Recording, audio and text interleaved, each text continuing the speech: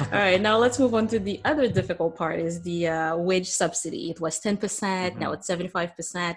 And how can small businesses like owners, how can they apply that to them? Let me give you a quick scenario. So let's Yep. say I have a bakery shop and I had like 5 employees, January, February, I paid them $10,000 in wage. And now in March, I had to close down. How does that, how do I benefit from this? Or can I actually benefit? Yep. So first things first, we'll address this as the 75% wage benefit. Okay. And so in this scenario, with the 75% wage benefit, you would qualify Mm-hmm. if your revenue, and each of these periods are in isolation. So when we're talking about applying for a wage subsidy, we're talking about March as one period Okay. and one application, April, and then May. So we have to apply for each one of them. All right. And to qualify for March, we need to Mm-hmm. substantiate that our revenue has dropped 30%, or that's at least until today what was the case. So in order to justify that our revenue went down 30%, Mm-hmm. we had to compare March 2020 to March 2019 Okay. and just the revenue. If the revenue had gone down 30%, we would qualify. So in the case of the bakery, Mm-hmm. if the revenue had dropped for March down 30%, you would qualify for the 75% wage subsidy on your overall wages. Okay. Now, March has been modified, and they just gave us some new benchmarks today. Okay. So trying to incorporate some new business or maybe some smaller businesses that were just getting up and running. So Mm-hmm. they indicated that right now we could compare March to February or January. And if we can show that March dropped in revenue by 30% compared to those months, that we would Okay. still qualify. Now, the other piece they sent out today is Mm-hmm. that if your revenue only dropped 15%, Mm-hmm. you would still qualify for March, but that April and May, it would still have to substantiate a 13% drop in 30% drop in revenue for those periods. So back to the bakery. We've been working in March up to March 18th is essentially when a lot of people had to close down. Mm-hmm. The bakery was paying payroll for their employees all through March. Yes. Let's say that the last week of March we had to completely shut down and there was no revenue, and that's 25% of our overall month in revenue, Mm-hmm. which would be more than the 15% that they're asking for. Yeah. So we would qualify and we Mm-hmm. would apply for a 75% rebate of any wages that were paid in March. Now, what's going to happen is the bakery is closed and there's no more wages. So when we go to apply, even though our revenue is dropped, if we don't have employees on payroll in April, we're not going to qualify for a wage subsidy. Okay.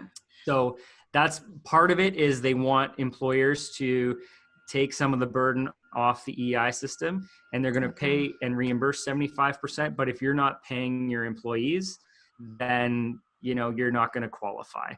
Here's the thing with that, though, as a strategic, like from a financial perspective, my advice is if you have no revenue, Mm-hmm. you're still going to be out 25% if you bring all your employees back. So Exactly. strategically, thinking that in the best interest of our employees, we need to provide a future for them. And to Mm-hmm. provide a future for them, we need to make sure our business survives this.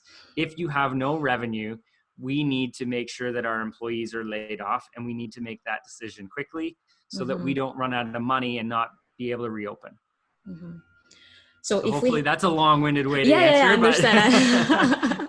No, my example, so they don't qualify for that one. But let's say they had some money coming in, yep. and with the wage subsidy 75%, does that mean I could call in more workers? I have to pay them first and then get reimbursed? That's right. So you would have to pay the employees the 75% upfront. And now the government has talked about needing to make an attempt to pay the extra 25.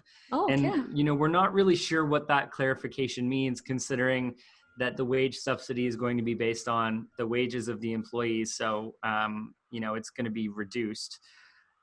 down to the 75% or whatever we're paying our employees. So I'm not really sure what they're trying to get at there, Mm-hmm. but we definitely need to be paying the employees in order to apply for that rebate. Now, I'll take one more step at the bakery. Yeah. And let's say the bakery only dropped 10% in revenue in March Mm-hmm. because we were able to stay open until later in the month. Mm-hmm. And maybe because we grew and we had invested in growth in our business. So they don't qualify for the 75%. They would still qualify for the 10% wage subsidy. So it's an either or, you don't get access to both.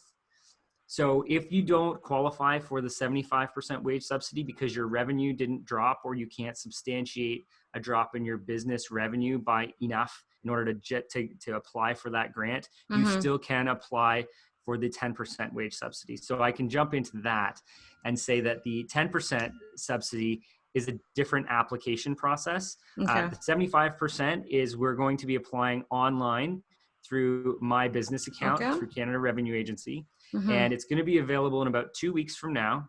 2 weeks And from now. from there, we're going to get a direct deposit check if we give them our info about 3 weeks following that. So we're about 5 weeks away from getting that subsidy money.